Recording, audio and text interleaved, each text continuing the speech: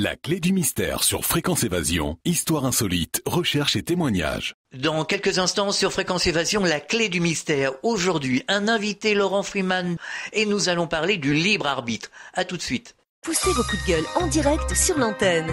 Composez le 09 79 35 29 60, le direct live de Fréquence Évasion.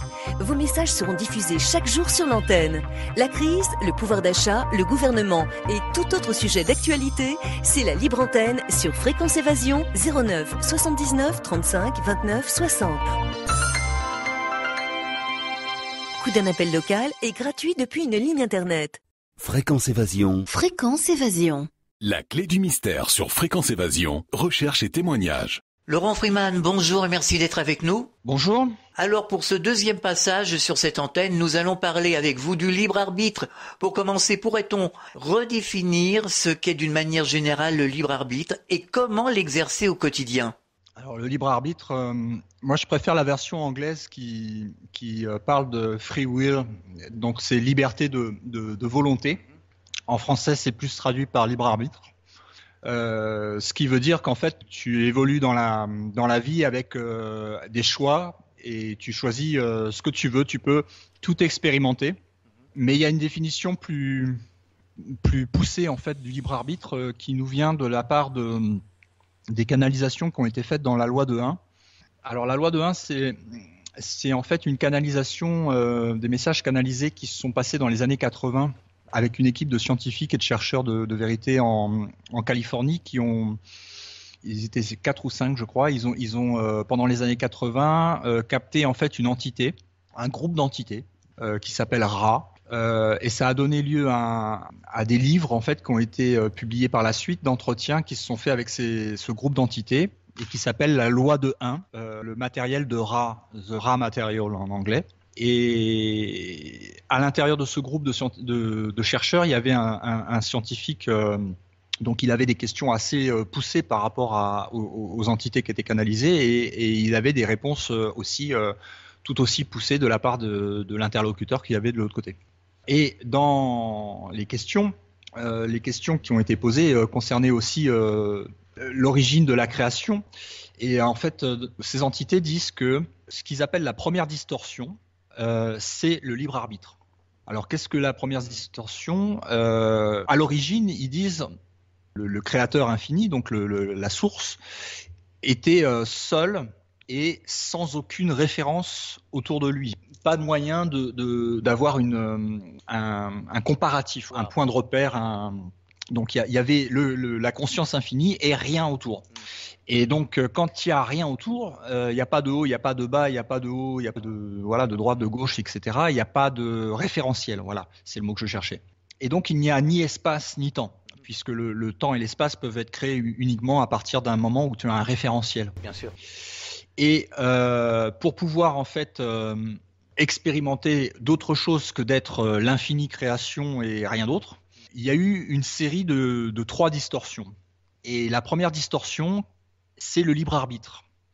Et c'est ce qui a permis en fait au tout, on va l'appeler le tout, ouais, de se scinder et de se voir pour la première fois avec un miroir, avec un reflet de lui-même, puisqu'il s'est scindé en plusieurs morceaux. Et ces extensions de la source ont pu être créées grâce à ce qui s'appelle le libre arbitre, le free will. Donc, certaines religions ou certains mythes fondateurs, textes laissés par des sages de passage sur Terre, parlent de ce cadeau, en fait, de ce plus grand cadeau que le Créateur a fait à ces extensions, qui est le libre arbitre. Et c'est aussi une des raisons pour laquelle on voit des choses qui peuvent se passer ici ou ailleurs, qui sont pas forcément celles qu'on choisirait nous, et on pourrait les qualifier de mal ou de bien, ou voilà. Ça peut exister uniquement parce qu'il y a le libre arbitre. Oui, bien sûr. Donc tout est expérience. Faites ce que vous voulez. Je vous donne le libre arbitre, mais c'est même pas fait dans le sens je vous donne, parce que là il y a une séparation que dans la phrase que je viens de dire, c'est je me donne. Oui, oui. C'est je me donne dans toutes mes extensions le libre arbitre. Et les lois de l'univers fonctionnent par paires. C'est-à-dire que dans cette distorsion qu'ils appellent distorsion du libre arbitre, c'est comme une pièce à deux faces en fait. Tu as d'un côté le libre arbitre, vous faites tout ce que vous voulez, on fait tout ce qu'on veut, mais l'autre face de la pièce, c'est ce que tu envoies te revient. C'est l'effet boomerang. La loi de rétrocausalité. Voilà. Ouais. Donc ça permet, entre le libre arbitre et la loi de rétrocausalité, de créer un équilibre qui ne peut pas dévier trop dans un sens, puisque vu que ça te revient, forcément, il y a un équilibre qui se fait, quoi. Voilà. Pour continuer sur la loi de 1, après, ils disent que la deuxième distorsion, c'est l'amour, qui est considéré non pas comme, par ce groupe d'entités, n'est pas considéré comme une émotion vis-à-vis de quelqu'un vers une autre personne, mais qui est considéré comme la force créatrice de l'univers. Et la troisième distorsion, c'est la lumière, le photon. D'accord. Et donc, amour, lumière sont les deux faces d'une même pièce. Libre arbitre, loi de rétrocausalité sont aussi les deux faces d'une même pièce. Et par le scindage en fait du tout en plusieurs extensions, ça a créé des référentiels, puisque pour la première fois, il y a autre chose que moi que je peux observer, enfin une autre partie de moi que je peux observer, et ça crée l'espace-temps.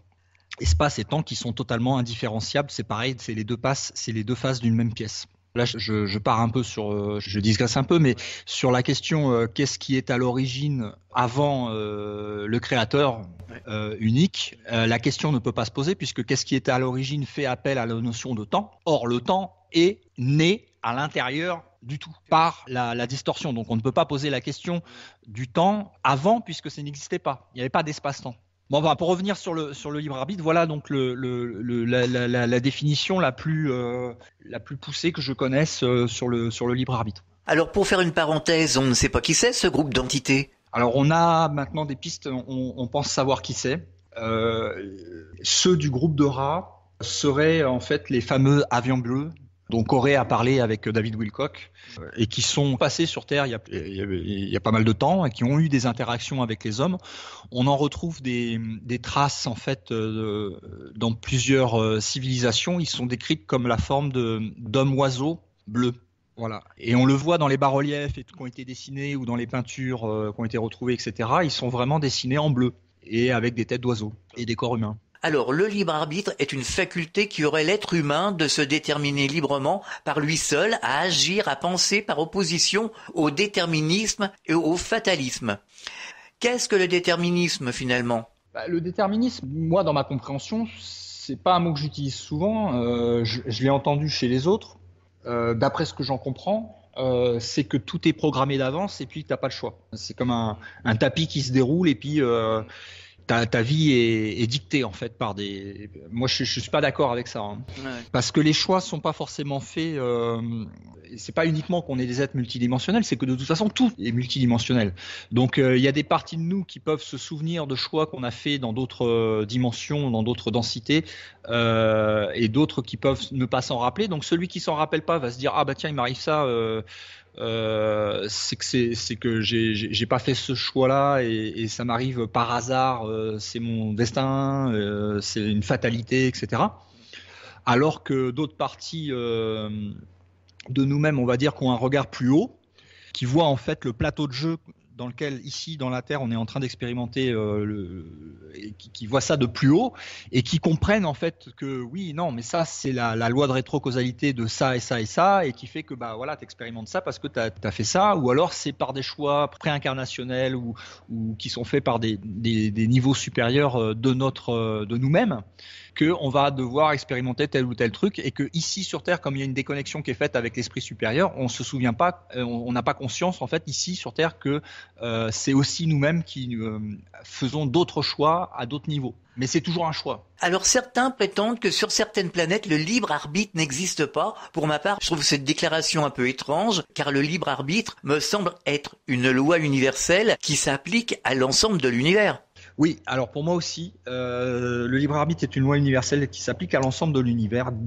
Et après, je suis au courant par exemple, il y a des choses avec lesquelles je suis pas d'accord dans le livre de Barbara Marcignac, qui s'appelle Les Messagers de l'Aube, et qui dit justement que la Terre est une planète unique parce que il y a le libre arbitre.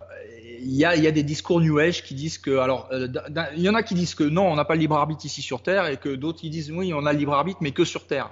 Je suis pas du tout d'accord avec ça. Moi, je pense que c'est une loi universelle. Sans le libre arbitre, ne serions-nous pas en prison dans une forme de dictature, de pensée unique?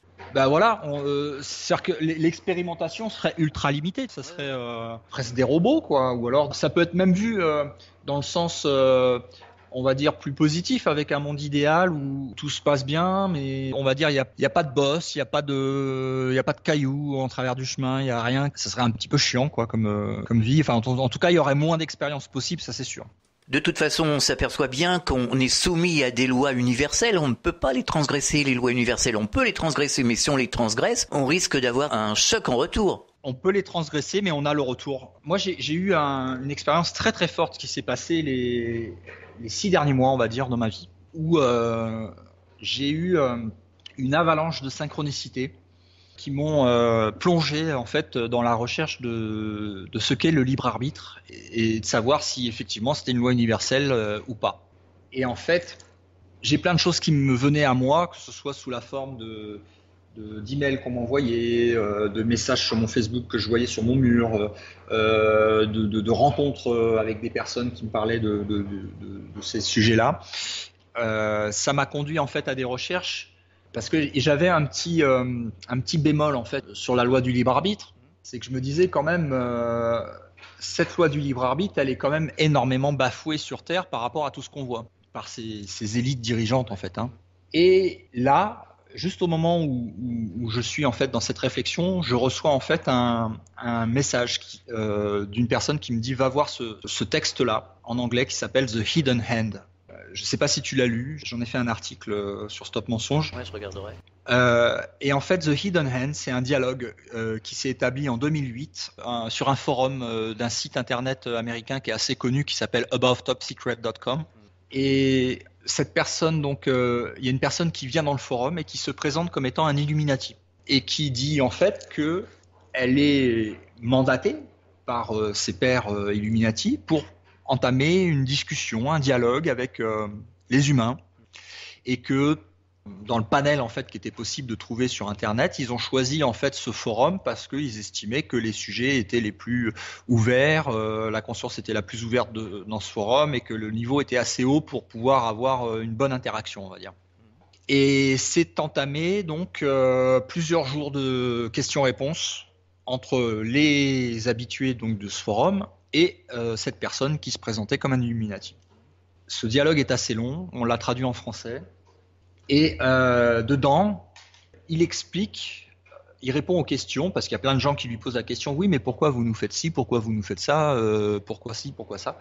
Et en fait, plus de 30 fois à l'intérieur de ce texte, il utilise le mot libre arbitre, free will. Ouais. Et il insiste sur le fait qu'ils sont très très à cheval de ne pas enfreindre le libre arbitre et que c'est la raison pour laquelle aussi ils vont pas aller raconter une histoire mais que uniquement ils répondent aux questions des gens, donc plus les questions sont précises, plus les réponses seront précises, parce qu'ils respectent le libre arbitre et donc ils respectent notre droit de ne pas savoir. Donc si tu poses pas la question, ils vont pas te le dire. Voilà, c'est ça. Et en fait, quand les questions arrivent sur oui, mais pourquoi vous faites ci, pourquoi vous faites ça, pourquoi vous faites ci, pourquoi vous faites ça, la réponse elle est systématiquement mais pourquoi vous nous donnez ce pouvoir ? Vous acceptez, vous nous autorisez, vous donnez votre consentement.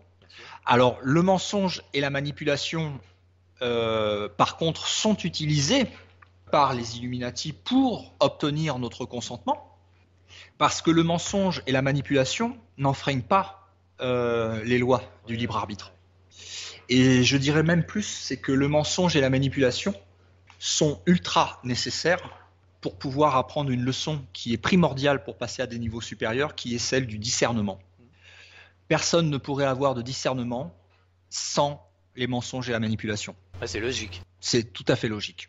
Donc il y a des vertus qui peuvent s'apprendre uniquement à partir de ça. À partir de choses qu'on peut juger négatives, il y a des vertus qui peuvent naître. Par exemple, une très très longue attente et l'ennui peuvent permettre d'apprendre la patience. Bon, le mensonge et la manipulation permettent d'apprendre le discernement. Donc, ils utilisent le mensonge et la manipulation pour obtenir notre consentement et pouvoir donc passer à travers les gouttes pouvoir arriver à leur fin, mais tout en respectant la loi du libre arbitre au maximum. D'accord. Et ça, il le dit plus de 30 fois, il utilise le mot plus de 30 fois. Et donc là, je me suis dit, waouh, là, on est du côté, parce que du côté des positifs, il n'y a pas de problème. Et eux, ils te le disent, libre arbitre, libre arbitre, libre arbitre, vous avez le droit de pas savoir. C'est pour ça aussi que les gens se disent, oh, mais il se passe tel truc, tel machin, tel bidule sur Terre, et puis il y a des forces positives, pourquoi ils n'interviennent pas? Libre arbitre. Vous avez créé cette situation, vous allez en expérimenter les fruits, et puis voilà. Bon, il y a des interventions qui arrivent pour rééquilibrer la balance de temps en temps à des niveaux un peu plus hauts, ou alors pour éviter des grosses catastrophes, comme par exemple une guerre atomique ou des choses comme ça. Mais sinon, dans l'ensemble, il y a très très peu d'interventions sur les niveaux physiques, on va dire. Parce qu'il y a un respect du libre arbitre. C'est ce qu'on retrouve aussi dans la série Star Trek avec ce qu'ils appellent la Prime Directive. La première directive qui est non-intervention dans les peuples qui ne sont pas encore assez développés pour éviter que ça foute le bordel dans leur tête et dans leur évolution. Ils ont le droit de ne pas savoir, ils ont le droit de croire en ce qu'ils veulent, ils ont le droit de faire tout ce qu'ils veulent. C'est le libre arbitre, il y a un grand respect de ça. Et en fait, autant je le comprenais du côté des entre guillemets des gentils, autant je me disais, mais du côté des entre guillemets méchants, ils respectent pas le libre arbitre des gens. Et ben en fait, si. Dans la majorité des cas, il y a des exceptions où il y a des gens qui enfreignent le libre arbitre. Mais quand il y a une infraction du libre arbitre, il y a la loi de rétrocausalité qui est systématique. Voilà, c'est ça. Alors, j'ai compris aussi dans la manipulation que sur le billet de $1, tu as la pyramide avec le sommet de la pyramide avec l'œil qui est détaché de la base. On voit bien qu'il y a une séparation en fait entre le haut de la pyramide et le reste. Il y a plusieurs façons de l'interpréter. Je voudrais rajouter en fait dans cette interprétation que en haut il y a ceux qui connaissent les lois universelles et en bas il y a ceux qui ne savent pas. Tout le monde a déjà vu dans un film un général ou un responsable militaire ou de la police ou peu importe, quelqu'un qui a une autorité en fait, dire à un subalterne, écoute, je voudrais que tu règles le problème. Je te donne carte blanche. Il n'a pas dit fais ci, fais ça, enfreins le libre arbitre d'un tel, etc. Il donne une directive générale de manière à ne pas prendre la responsabilité de ce qui va être fait. Parce qu'il connaît les lois du libre arbitre, il sait que là, il est en train de manipuler pour que quelqu'un d'autre prenne la responsabilité d'enfreindre le libre arbitre. Et en fait, ils se servent en fait de pions qui ne sont pas au courant des lois universelles, qui sont des sortes de fusibles et qui vont enfreindre le libre arbitre de quelqu'un et qui vont se prendre un retour de bâton énorme. Ils vont sauter comme des fusibles, comme des pions qu'on sacrifie. Mais celui qui est en haut, qui est séparé de la base, est protégé. Il n'a pas enfreint le libre arbitre. Donc, rarement ceux qui sont au courant des lois universelles enfreignent le libre arbitre. Ça arrive dans quelques occasions très rares et ils en ont très très peur. Mais ça arrive des fois. Donc ils utilisent en fait soit des gens qui sont inconscients de ces lois et qui vont se prendre les retours de bâton à leur place en fait. Ou alors ils utilisent le consentement en manipulant et puis ils obtiennent le consentement et après là ils jouent avec, on leur a donné le feu vert. Laurent, on marque une pause, on revient dans quelques instants. Fréquence Évasion Radio.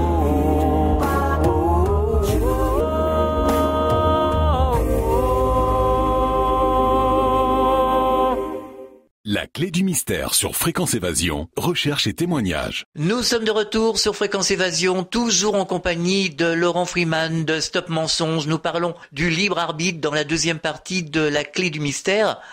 Alors, certains nous disent que le libre arbitre n'est qu'une illusion. Qu'en pensez-vous ? Ils ont le droit de penser ce qu'ils se pensent. Puisque chacun est libre. Je n'ai pas la même vision, mais je respecte qu'ils aient une vision différente. Alors, une réaction d'un internaute qui expliquait que le libre arbitre n'existe pas car déterminé par notre personnalité, ce n'est qu'un agrégat de réaction à notre environnement. Je suis pas du tout d'accord avec ça. Je me doute. Alors, le libre arbitre détermine le karma. Oui, moi, c'est un petit peu un grand écart, cette phrase, parce que parce que là, il y a la loi de rétrocausalité, on peut l'associer au karma, oui, tout à fait, ouais. C'est un autre mot, en fait. Alors, quelque part, sommes-nous pas nos propres lois faisant partie de l'univers ? T'as les lois de l'univers, et après, soit tu les connais, soit tu les connais pas.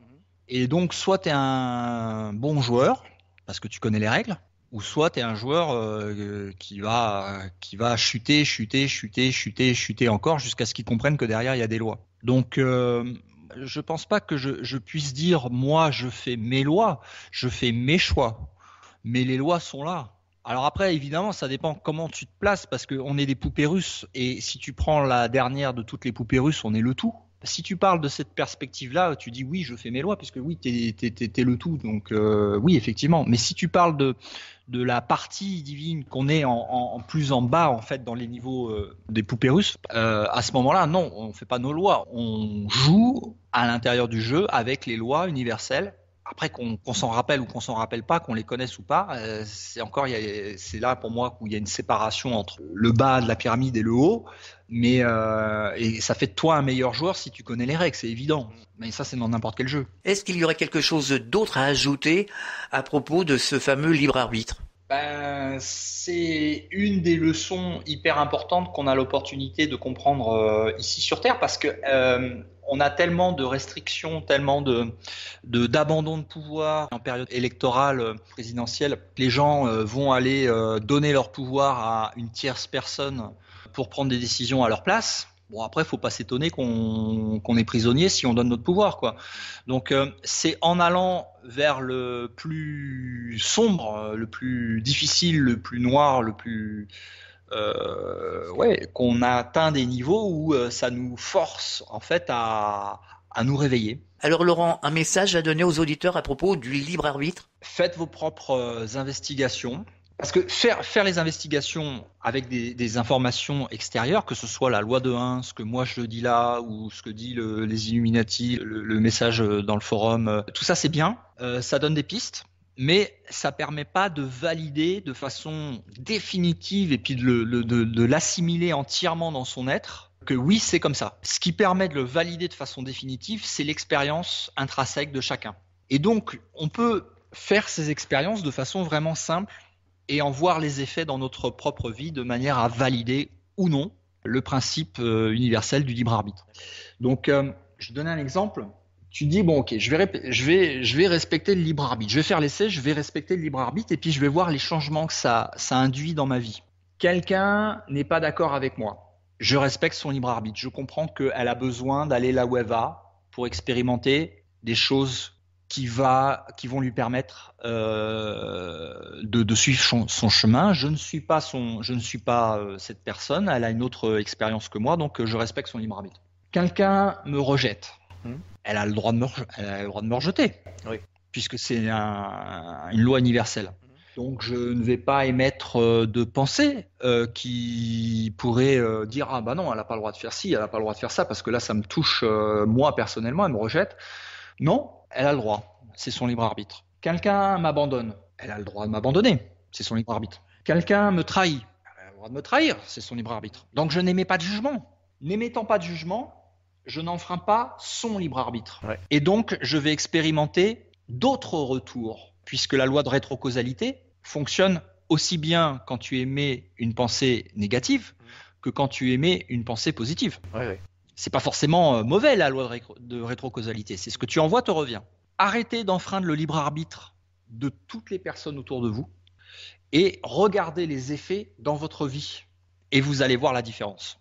Voilà. Encore une fois, les informations extérieures ne suffisent pas. Il y a une différence entre comprendre des choses, des principes, des concepts et valider ça pour acquis de façon ferme, définitive et logique et normale et c'est acté quoi. C'est comme ça.